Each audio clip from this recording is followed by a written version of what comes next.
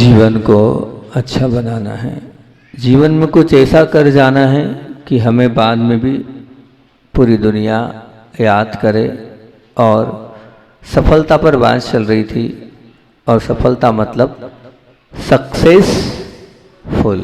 Successful, सफल होना सरल है, परंतु सफल बने रहना अत्यंत कठिन है। और अगर उस सफलता को पूरे जीवन में दीर्घ जीवी बनाना तो और भी कठिन है। तो मैंने कल आप लोगों के बीच में वो 10 चाबियां रखी थी, बताई थी, क्योंकि जीवन में सफल होना अलग है, लेकिन जीवन को सफल बनाना बहुत टेढ़ी खीर हैगी। जीवन में सफलता पाते रहना तो कोई भी पालेगा, वो कोई बहुत बड़ी बात नहीं है, लेकिन हम सबको पुरुषार्थ करना है जीवन को सफल बनाने के लिए, है ना। जीवन में सफलता नहीं, जीवन को सफल बनाने की बात अपन लोग कर रहे हैं। क्योंकि मैंने कल कहा था ना, पुरुषार्थ को पुण्य का सहयोग मिलता है, और जीवन में दुर्जन व्यक्ति भी सफलता को प्राप्त कर लेता है, परंतु हमें पुरुषार्थ काय का करना है। 4 बातें बोली थी, सत्कार्य, साधना, समाधि और सद्गुण। इनको बढ़ाने, इनमें हमें सफलता प्राप्त करनी है। जब इनमें 4 में हमने सफलता प्राप्त कर ली तो हमारा जीवन में सफलता मिल जाएगी और जीवन भी सफल हो जाएगा। तो ये 4 बातें आप बहुत ध्यान से सुनना और बहुत ध्यान से अपने जीवन को उतारने का प्रयास करना है हमें। और हमें अपने जीवन को अच्छा बनाने के लिए आप लोगों का वो मंगलाचरण याद ही नहीं, याद है, थोड़ा कठिन पड़ रहा होगा वो मंगलाचरण, लेकिन याद हो जाएगा। सक्सेसफुल का मंगलाचरण फिर से रिपीट करते हैं। एस का सॉलिड फाउंडेशन, अर्थात मजबूत नींव चाहिए। यू का अंडरगो एग्जामिनेशन, अर्थात परीक्षा से जब तक नहीं गुजरोगे तब तक सक्सेसफुल नहीं हो सकते हो। फिर कह रहा है सी कंप्लीट डेडिकेशन, संपूर्ण तरीके से समर्पण चाहिए। सी कह रहा है फिर क्लियर इंटेंशन, सक्सेस तो होना है, लेकिन सक्सेस के लिए आपका जो जहाँ जाना है वो भी तो क्लियर होना चाहिए कि क्या है आपका जो भी आशय स्पष्ट होना चाहिए। फिर ई फिर बोल रहा है, क्या बोल रहा है, एलिमिनेट डिप्रेशन, बिल्कुल नहीं होना चाहिए। खिन्नता को अपने से दूर रखें आप, तब आप सक्सेसफुल बन सकते हो। और एस कराए स्ट्रॉन्ग डिटर्मिनेशन, बहुत ज़्यादा अंदर से आपको दृढ़ निश्चय रखना पड़ेगा। फिर एस बोल रहा है सुपरब कोऑपरेशन, अर्थात जबरदस्त सहकार्य चाहिए, जब उसके बिना आपका जीवन आगे नहीं बढ़ेगा। फिर उसके बाद एफ फुल टेंशन, बिल्कुल एकाग्रता चाहिए आपको, जब तक पूर्ण एकाग्रता नहीं होगी आप आगे नहीं बढ़ पाएंगे।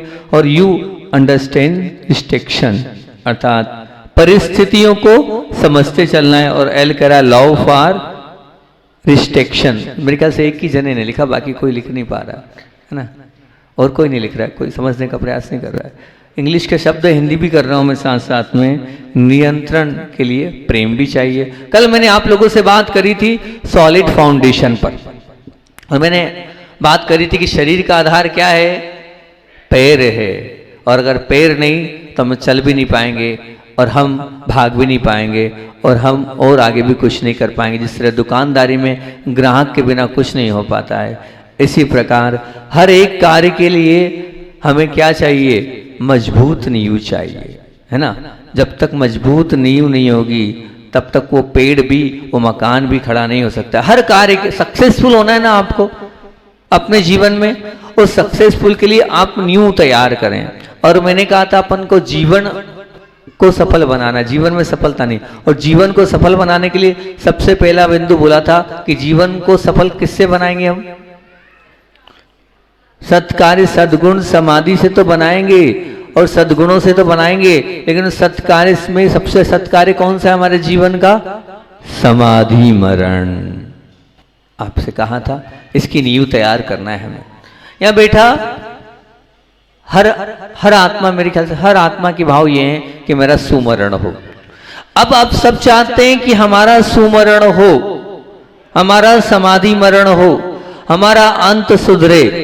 आपके अंत को सुधारने के लिए अभी से आपको नींव रखना पड़ेगी, और नींव की शुरुआत हर क्षण हर पल आपको रखना पड़ेगा। और आचार्य श्री जी बोलते थे समाधि की नींव क्या है? कोई बताएगा आचार्य श्री क्या बोलते थे? कोई बता सकता है? गुरुदेव को सुनने वाला कोई हो तो। आचार्य श्री बोलते थे काहे सल्लेखना, सल्लेखना नहीं है, कषाय सल्लेखना सल्लेखना है। फिर से बोलूं, काहे सल्लेखना, सल्लेखना नहीं है, कषाय सल्लेखना सल्लेखना है। और कषाय सल्लेखना में सबसे पहले अपने क्रोध को कम करते चलना है, तो समाधि आपकी सुमरण होगा। आप सब लोग अगर सुमरण करना चाहते हैं तो सबसे पहली बात क्या है? हम गुस्सा कम करें, हम क्रोध कम करें। जितना हम क्रोध कम करेंगे, ये मान के चलना हमारी समाधि, हमारा सुमरण होगा। बात बात पर अगर हम क्रोध करते चलेंगे तो ध्यान रखना हमारा मरण बिगड़ेगा, निश्चित रूप से बिगड़ेगा। आप ये मान के चलना, क्योंकि आपने जीवन भर किया है। और आप देखना जो व्यक्ति खूब मेहनत करता है, खूब कुछ सब कुछ करता है, 24 घंटे उसने मेहनत करी, लेकिन एक बार उसने क्रोध कर लिया तो उसकी क्या हो जाती है? पूरा जितना किया सब पर पानी फिर गया, सब कुछ किया। मैं वही कह रहा हूं, जैसे आप खुद प्रैक्टिकली आप ये बोलते हो कि महाराज जी उसने क्रोध करके सब समाप्त कर लिया, ऐसे ही मैं आपसे बोल रहा हूं, आपने खूब पूजन कर ली, आपने खूब अच्छी सामायिक कर ली, आपने हो सकता है खूब अच्छा स्वाध्याय कर लिया, लेकिन थोड़ा बहुत भी क्रोध कर लिया, कषाय सल्लेखना तभी हो पाएगी, वो आपका अंत बिगाड़ देगा। निश्चित मान के चलना कि क्रोध कषाय के कारण क्रोधी कहां जाता है? बताओ ना। अधोगति, ये क्रोधी की गति अधोगति बताइए। क्रोध परिणाम के माध्यम से ही आप नरक में जाएंगे। तो जब आप सबसे पहले अगर आपको सुगति में जाना है, समाधि मरण करना है, तो क्रोध को छोड़ना पड़ेगा, क्रोध को त्याग करना पड़ेगा। अगर क्रोध के समय, क्योंकि आचार्य जी एक बात बोलते थे, गुरुदेव बोलते थे कि बाकी सब तो ठीक है, लेकिन आयु कर्म का बंध के 8 अपकर्ष काल आते हैं, उन 8 समय में आयु बनती है। क्या बोलते थे गुरुजी? आगम की बात बोलते थे कि अपने जीवन के जो है 1/3 करते हुए उसका पाठ होता है, ऐसे 8 अपकर्ष काल आएंगे। इन 8 अपकर्ष काल में आपकी आयु बंधेगी। और अगर मान लीजिए अभी आपका अपकर्ष काल चल रहा है और उस समय आपने क्रोध कर लिया, और क्रोध के माध्यम से आयु कौन सी हो गई? नरक आयु आपने बांध ली। अब आपने नरक आयु बांध भी ली और सल्लेखना भी कर रहे हो, अंत बिगड़ेगा आपका, अंत सुधरने वाला नहीं है, अंत आपका समाप्त हो जाएगा। तो अपने अंत को अगर आप सच में सुधारना चाहते हैं तो आप कषाय सल्लेखना प्रारंभ करो आप। और नई उम्र वाले तो ठीक है, लेकिन जो बड़ी उम्र वाले हैं, जो वयोवृद्ध बैठे हैं, उन लोगों को इस पर विचार करना चाहिए और कषाय सल्लेखना में संलग्न हो जाना चाहिए। हम लोग खाने पीने के त्याग की बात अपन बाद में करेंगे, परिग्रह के त्याग की बात अपन बाद में करेंगे, और अन्य अन्य भोग सामग्रियों के उपभोग सामग्री त्याग की बाद में करेंगे, लेकिन सबसे पहले कषाय सल्लेखना, ये नींव हैगी। जब तक ये नहीं, कुछ नहीं। शरीर दुबला हो गया है, शरीर हड्डी हड्डी दिख रही है, लेकिन क्या करना? अंदर से कषाय। और कषाय कितनी होती है? 4: क्रोध, मान, माया, लोभ। अब जो जो समाधि करना चाहता है इसको कम करो। हम किसको कम कर रहे हैं? है तो सही, हमने अपने शायद मेरे ख्याल से वस्त्रों का परिणाम बना लिया होगा, हमने अपनी संपदा का परिणाम बना लिया होगा, हमने अपने धन का परिणाम बना लिया होगा, और भी हमने हो सकता है खाने पीने की और अन्य वस्तुओं का परिणाम बना लिया होगा। मैं मानता हूँ वो भी जरूरी है, लेकिन आचार्य श्री काय के पहले कषाय बोल रहे हैं। पहले कषाय सल्लेखना करो, काय सल्लेखना तो अपने आप हो जाएगी, काय को सल्लेखना करने की जरूरत नहीं होगी। काय सल्लेखना, कषाय सल्लेखना पर हमारा ध्यान होना चाहिए, वो नींव है। सल्लेखना की नींव क्या है? कषाय सल्लेखना। क्रोध को कम करो, अंदर के ईगो को कम करो। आप वृद्ध अवस्था में चल रहे हो, अभी भी आपको अपने नाम की पड़ी है, अभी भी आपको अपने बड़े होने की पड़ी है, अभी भी आपसे कोई पूछ नहीं रहा उसकी पड़ी है, तो कहाँ से आपकी संलेखना होगी? मान का आप अपने नाम के पीछे पड़े हो और अपनी विनय के पीछे पड़े हो, आपकी संलेखना नहीं होगी। माताओं, आप सबको संलेखना करने की भावना है ना? नहीं, निश्चित इसको पटक दो। अपने आप को तो सिर्फ आप छोटा मानो, और ये छोटा मानो मैं तो छोटा ही हूँ। क्यों? किसके सामने छोटा हूँ? देव शास्त्र गुरु के सामने तो मैं छोटा हूँ ना, बस इसलिए छोटा ही हूँ। भले घर में बड़ा हूँ, उसके बावजूद भी सबसे पहले अपने मान को कम करते चले जाओ। जितना आपका मान कम होगा उतनी ही आपकी अच्छी समाधि होगी। और थोड़ा बहुत भी आपके अंदर अभिमान है, मैं बड़ा हूँ, ये देखो, ये जितने भी ये समाधि वाले हैं जिनकी उम्र 50-60 से ऊपर हो रही है, वो बड़े ही होंगे, ठीक है ना? अब बड़े हैं, और बड़े होने के बाद बड़प्पन मिलना चाहिए, और जब बड़प्पन नहीं मिलता है तो अंदर से आद्रोत परिणाम होते हैं और अंदर से कसाय पड़ती है। तो सबसे पहले संलेखना कर। और महाराज जी हम तो छोटे हैं, अब वो कोई बोल देगा हम तो छोटे हैं, तो ध्यान रखना संलेखना की तैयारी अभी से होनी चाहिए, तब कहीं जाकर हम कर पाएंगे। तो अभी से हम प्रयास करें अपने क्रोध को जीतने का, हम प्रयास करें अपने ईगो को, मान को जीतने का। अगर हम मान को जीतने का प्रयास करेंगे तो बहुत अच्छी बात है। हम जीतने का प्रयास करें अपनी मायाचारी को। सचमुच में बाकी सब चीजें तो ठीक हैं, क्रोध दिख जाता है, मान भी दिख जाता है, लेकिन मायाचारी नहीं दिखती है। क्रोध तो दिख गया, लाल आंखें करी आपने, चिल्ला दिया, क्रोध दिख गया। मान भी दिख जाता है आपके बिहेव से, आपकी पर्सनालिटी से, वो मान भी दिख जाता है, लेकिन एक चीज नहीं दिखती है, वो है मायाचारी। वो किसको दिखती हैगी? वो किसको दिखती हैगी? पहले मायाचारी का मतलब समझते हैं ना? वो भी नहीं समझते, हमारे बच्चे लोग वो भी नहीं समझते हैं, बैठे तो हैं प्रवचन सुनने। मायाचारी का मतलब सरल भाषा में क्या होता है कि मन में कुछ और, वचन में कुछ और बोलना, उसको कहते हैं मायाचारी। अब मैं नहीं समझ पाऊंगा आपके मन में क्या है। अब महाराज जी आपसे बहुत जुड़े हैं, आपसे ऐसा है, आपका वैसा है, अब आपका पता नहीं कितना क्या, कहाँ कैसा क्या है, तो वो क्या कहलाएगी? वो क्या कहलाएगी? तो ये मैं नहीं समझ पाऊंगा, वो मायाचारी आपको समझ में आएगी। तो कषाय संलेखना में आचार्य श्री जी कहते थे कि सबसे ज्यादा महत्वपूर्ण माया संलेखना है। पूरा उद्बोधन पूज्य गुरुदेव का हुआ था, उसमें पूज्य गुरुदेव ने सबसे ज्यादा अगर उस पर ध्यान दिया तो बोले माया संलेखना पर। काय पे दिया? माया संलेखना पर दिया। बोले बाकी सब तो हो जाता है, कोई दिक्कत नहीं है। बोले जब समाधि होती है ना, तो समाधि के समय उसको लगता है मैं क्रोध करूंगा तो दुनिया क्या कहेगी, इसलिए वो हो सकता है क्रोध 4 लोगों के बीच में नहीं करता है ना, वो मान भी नहीं करता है, लेकिन अंदर अंदर क्या चल रहा है ये तो वही समझता है, और वो सबसे पहले जरूरी है मायाचारी। इसलिए ध्यान रखना, आप सासू हो मायाचारी मत करना, बहुओं के प्रति मायाचारी मत करना, बच्चों के प्रति मायाचारी मत करना, उसको छोड़ देना। सम भाव रखना, छोटा भी मेरे लिए बराबर है और बड़ा भी। वो भले ही नहीं माने, अधिकतर होता है ऐसा ही हैगा, हमारा पुण्य ऐसा होता हैगा कि 2 बहू या 3 बहू हैं, तो हो सकता है एक बहू हमारा बहुत ध्यान रखती है और 2 नहीं रखती है, होता है। तो हमें किसी से कोई लेना देना नहीं है, हमें तो सबके लिए क्या भाव रखना है? समभाव रखना है। अगर संलेखना करना आप चाह रहे हैं तो, क्योंकि जीवन को नहीं सफल, अपने को किसको जीवन में सफलता नहीं करना, जीवन को सफल बनाना है, और जीवन को सफल बनाने के लिए संलेखना महत्वपूर्ण बिंदु है। तो इसमें क्या हुआ?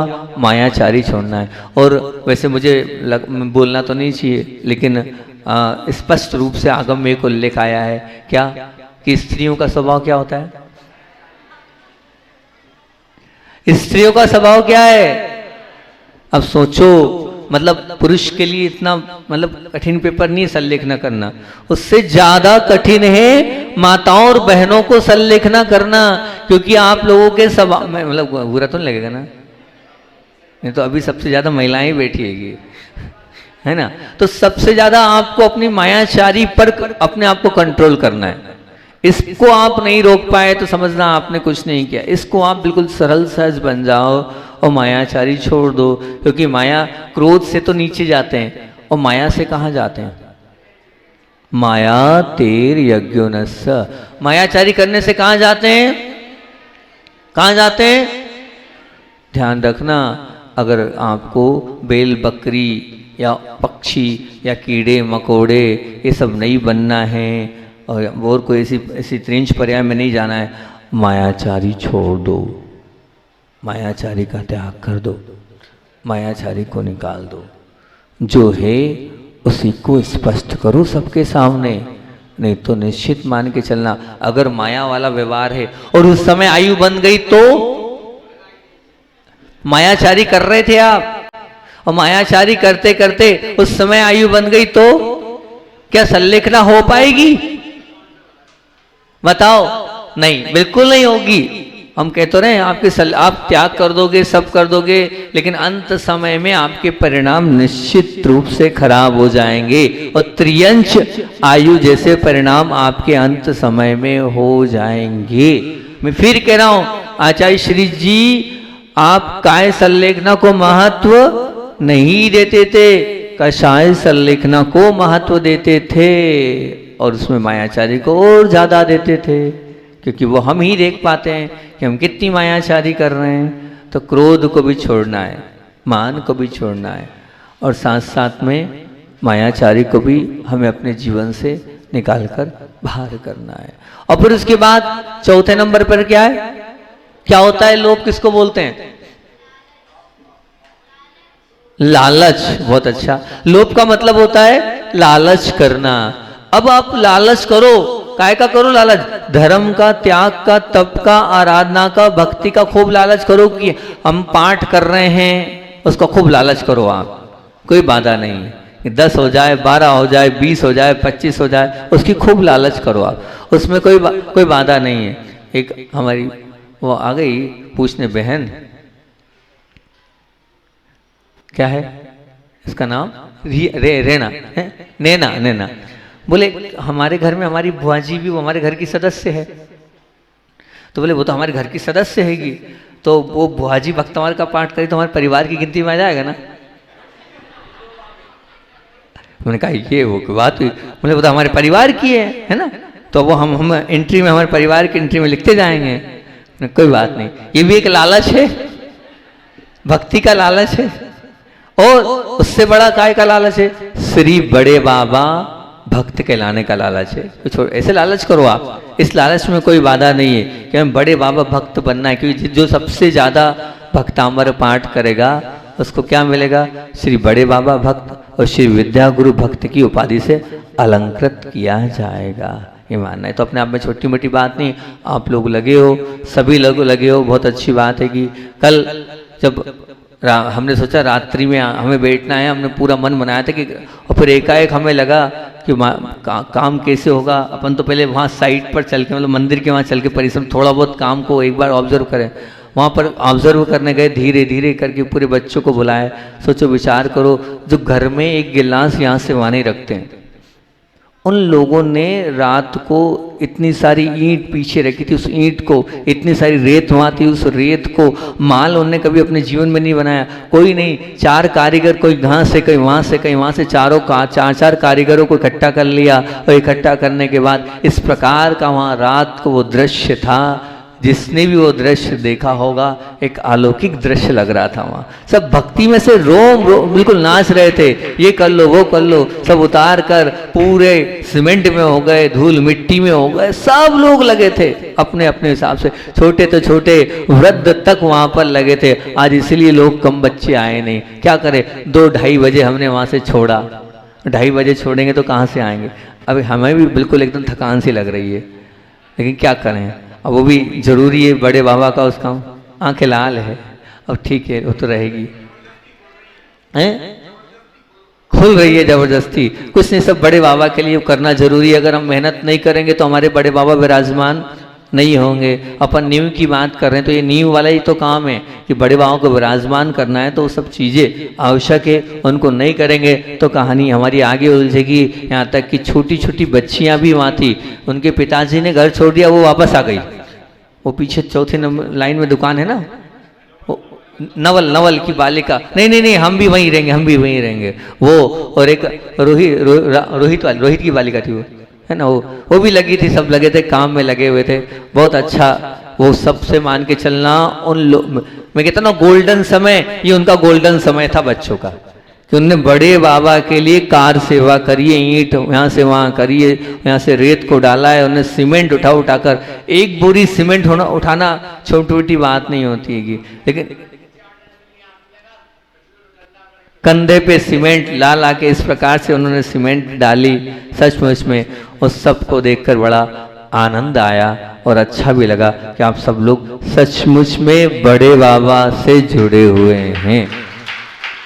इतना ही है कि हमें बैठे रहना जरूर पड़ा, इस वजह से सब लगे रहे। हमें चाह रहे हैं कि जल्दी से जल्दी उस 2 दिन में वो पूरा परिसर तैयार हो जाए, ताकि बड़े बाबा बहुत अच्छे से वहाँ पर विराजमान हो जाए। कल सचमुच में मुझे बहुत विकल्प था कि इतना सारा काम कैसे होगा, किस प्रकार से होगा, लेकिन बहुत कुछ हो गया। अभी भी 2 घंटे में सुबह हम वहीं खड़े रहे 2 घंटे, और पूरे 1.5 घंटे सुबह से आकर पूरी वहाँ से पूरी वही तैयारी करा रहे हैं। आप लोग अच्छे से और विशुद्धि बढ़ाओ, भक्तामर का जो पाठ आप लोग कर रहे हो वो और विशुद्धि से करो, ताकि उस कार्य में जो हम करने जा रहे हैं वो समय पर हो जाए। बहुत लंबा काम है, अभी आप मानना, अभी ये मत समझना हमने रात में काम कर लिया तो बहुत काम निपट गया, नहीं, बहुत टेढ़ी खीर है, अभी बहुत काम बाकी है। इसलिए सब लोगों की विशुद्धि की आवश्यकता है। और मैं बात इसलिए भी बोल रहा हूँ कि ये जिनवाणी वाले हैं तो बहुत सारी बेटियां बामोरा की होगी, या बहुत सारे बामोरा से लोग जुड़े प्रवचन सुन रहे होंगे, उन लोगों से भी बोल रहा हूँ कि आप भी अपने अपने घरों में भक्तामर का पाठ, नमोकार मंत्र की जाप करो, ताकि ये जो हमारा कार्य है ये बहुत अच्छे से संपन्न हो जाए। बहुत हमारे लिए चैलेंज वाला विषय, बहुत टास्क वाला विषय, वहीं पर भगवान होना है, वहीं पर पूरा पांडाल लगना है, और फिर सबको अलग भी करना है। तो कोई छोटी मोटी बात नहीं, सबकी विशुद्धता और सबकी साथ में पुरुषार्थ की आवश्यकता है। जब भी हम इस बहुत अच्छे कार्य को कर पाएंगे, नहीं तो हम उस कार्य को नहीं कर पाएंगे। तो बात चल रही थी और अपन यहाँ पर आ गए, रात की बात याद आ गई तो इस विषय पर आ गए। तो कषाय संलिखना पर आप विचार करना, आप सबको समाधि मरण और सुमरण करना है, अपना अंत सुधारना है। तो अंत सुधारने के लिए अब काय की संलिखना पर विचार करना है, मेरा गुस्सा कम करना है, मुझे मेरा मान कम करना है, मुझे मेरे अंदर की मायाचारी को समाप्त करना है, मेरे अंदर का लोभ मुझे बिल्कुल समाप्त करना है। तब कहीं जाकर हमारा अंत सुधर सकता है, नहीं तो हमारे अंत को हम सुधार नहीं पाएंगे। अंत को सुधारना, जैसे शादी करना है आपको, तो अगर कोई बहन चाहती है मुझे विवाह करना है, तो कम से कम पहले उसको नींव बनानी पड़ेगी, पहले तैयारी करनी पड़ेगी। तैयारी का मतलब क्या होता है कि जिस घर में जाना है उस घर में मुझे क्या क्या करना है, उस सब की तैयारी भी तो करो आप। मुझे अच्छे से भोजन बनाना आना चाहिए, मुझे घर की साफ सफाई आना चाहिए, मुझे और सब लोगों के लिए क्या क्या होस्ट करने योग्य उस कार्य को करना चाहिए। नहीं तो क्या होगा, आप एक कहना चाहिए उसको अच्छी गृहिणी, सक्सेसफुल गृहिणी नहीं रहेगी। क्योंकि सक्सेसफुल की बात चल रही है, क्योंकि जीवन में तो हो गया, लेकिन जीवन को जब सफल कर पाएंगे जब आप एक, अगर मान लीजिए आपको आने वाले समय अपने जीवन में विवाह करना है, तो उस विवाह में इसी प्रकार मान लीजिए आप एक दुकानदार हैं और अच्छी दुकान अगर आपको करना है, तो उस दुकान के विषय में आपको न्यू तैयार करनी पड़ेगी कि जिस बिजनेस को मैं या जिस व्यापार को मैं करने जा रहा हूँ उसका क्या व्यापार है, उसका क्या माहौल है, उसको किस तरह की आवश्यकता है, उसको कब खोलना है, उसको किस प्रकार के ग्राहक है, कहाँ क्या करना है, ये सब आपको तैयारी करनी पड़ेगी। जब तक ये तैयारी नहीं होगी तब तक नहीं होगा। जैसे कोई भी विवाह का आयोजन है तो उस विवाह के आयोजन में 2 महीने पहले से 3 महीने पहले से आपको मेहनत करना पड़ती है, ये नींव है। अगर वो नहीं करोगे तो आपका वो विवाह नहीं हो पाएगा निश्चित रूप से। माताएं भोजन बनाती है तो भोजन बनता जरूर है, लेकिन भोजन के लिए कब से तैयारी करना पड़ती है कि बताओ। अभी यहाँ की जो महिला मंडल है, उन महिला मंडल ने बहुत अच्छी एक अपने कंधे पर जिम्मेदारी ली है कि जो बड़े बाबा विराजमान होंगे तो हम जो 16 की भोजनशाला है उसको संभालेंगे। लेकिन तैयारी अभी से करनी पड़ रही है उनको। क्यों?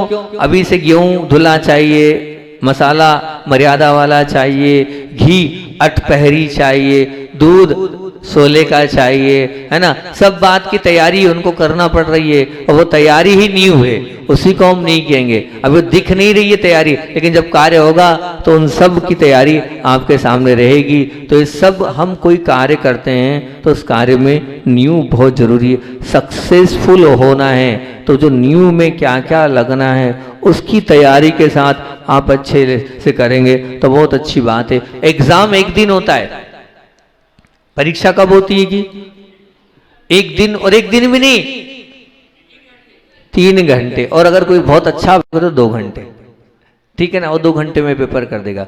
लेकिन तैयारी पूरे साल भर करता है वो बच्चा, कहीं जाकर वो परीक्षा में पास हो पाएगा, नहीं तो नहीं हो पाएगा। आप बस अगर सक्सेसफुल जीवन में भी और जीवन को भी किसी चीज को सक्सेस करना है आपको, तो आप उसमें देखें उसमें मेरी नींव मजबूत है कि नहीं, मेरी नींव से मैं सॉलिड बन पाया हूँ कि नहीं, मेरी नींव में कठोरता है कि नहीं, उसको आप ऑब्जर्व करोगे, उसको आप चेक करोगे तो निश्चित रूप से आप कभी फेल नहीं होगे। हम कार्य करने बैठ जाते हैं लेकिन हम देखते ही नहीं है कि हमने तैयारी कितनी करी है, और तैयारी हमने नहीं करी है तो निश्चित रूप से हम फेल हो जाएंगे। और वो तैयारी में हम तो 4 बातों को लेके चलना है। हमारी 4 बातें कौन कौन सी है? अगर हमें जीवन को सफल बनाना है तो सत्कार्य, हमारे जीवन में अच्छे कार्य की नींव क्या क्या है। कल को एक समाधि हो गई, मान लीजिए हमें और आगे बढ़ना है, कोई अच्छा कार्य करना है, मान लीजिए आपको आपके जीवन में सौधर्मेंद्र बनना है, उस सत्कार्य करना है, उसकी क्या तैयारी करी है आपने। मान लीजिए आपको माता पिता का पद करना है तो उसके लिए आपने क्या तैयारी करी है, क्या आपके अंदर से आपने किया है। छोटी मोटी बात होती माता पिता जैसे महत्वपूर्ण पद को प्राप्त करना। मैं भी समझ रहा हूँ अब 42 पंचकलाणक में 10-12 पात्र आए, मैं इसलिए क्लियर, मैंने सोचा था इस बात को मैं स्पष्ट करूंगा ताकि जो आज मैं 15 दिन से जिस चीज़ से जूझ रहा हूँ वो आगे नहीं। तो हालांकि ये बात मेरे कहने योग्य नहीं है लेकिन कहना भी जरूरी है, इसलिए आप लोगों के लिए कह रहा हूँ। क्योंकि ध्यान रखना, आचार्य श्री जी कहते थे कि माता पिता का पद सबसे उत्कृष्ट पद होता है। भगवान के माता पिता बनना सरल और सहज नहीं है। लेकिन आज मेरे पास 15 नाम आए, 15 में से 14 नाम कैंसिल हो गए, एक बचा है बड़ी मुश्किल से, वो ले दे के बहुत वो क्या है, उसमें एक ही समस्या है, और वो समस्या ये है माता पिता वही बन पाता है जिसका कहना चाहिए उसका ऑपरेशन नहीं हुआ हो। तो इसको आप ध्यान में रखते हुए मैंने सचेत आप लोगों को कर दिया। जो जो लोग सुन रहे हैं इस साधना के साथ अपने जीवन को तैयार करना, नहीं तो नींव अगर फेल हो गई तो फिर हम उस पद को प्राप्त नहीं कर पाएंगे जो पद हमें प्राप्त करना है। ये निश्चित मान के चलना। तो बात यही है कि हमारे जीवन में सॉलिड फाउंडेशन, एस क्या बोल रहा है, सॉलिड फाउंडेशन। और सॉलिड फाउंडेशन का तात्पर्य जो भी सत्कार है, सद्गुण है, या साधना है, या समाधि है, उसकी हमने क्या फाउंडेशन तैयार करी है, उस पर आप अच्छे से विचार करना। समय अपना हो रहा है और अब अगला बहुत अंडरगो एग्जामिनेशन, बहुत अच्छी बात है, परीक्षा से गुजरना पड़ेगा। तो परीक्षाओं से गुजरने की बात कल आपसे करूँगा। अभी 1 मिनट की बात तो रही गई है कि आज का हमारा सुविचार बहुत अच्छा है, विनय और वैयावृत्ति सीखें। बिना वही विनय और वैयावृत्ति सीखे बिना हम किसी की संलेखना, अरे वाह, नहीं करा सकते हैं। वही वाली बात आज आइए, श्रीमती रमेश शशि जी सिंघई ने लिखी, विनय और वैयावृत्ति सीखे बिना किसी की संलेखना नहीं करा सकते। निश्चित बहुत अच्छी बात है कि आचार्य श्री जी एक बात बोलते थे कि जीवन में कम से कम एक आत्मा की संलेखना जरूर कराना। अपने जीवन में अपनी संलेखना चाहते हो तो ये नियम ले लेना कि अंतिम समय तक एक संलेखना को पूरा कराऊंगा ही कराऊंगा। अगर ये आपने किसी एक की भी संलेखना करा दी तो निश्चित मानना आपकी संलेखना हो जाएगी। और संलेखना के लिए विनय भी जरूरी है और साथ साथ में वैयावृत्ति भी जरूरी है। जिसके पास विनय और वैयावृत्ति ये दोनों गुण है, ये निश्चित मान के चलना, उसकी संलेखना तो निश्चित रूप से होगी। आचार्य श्री के पास विनय भी थी, और आचार्य की वैयावृत्ति भी थी, इसलिए उनका सुमरण समाधि मरण में हुआ। हम सबका भी सुमरण और समाधि मरण हो, इसी भावना से समय हो गया है। आचार्य भगवान का संस्मरण कल सुना देंगे, इतने रखते हैं। बोधि समाधि परिणाम शुद्धि सात्मोपलब्धि शीशोक की सिद्धि चिंता बड़ी चिंतित वसदाने त्वाम बंदवा।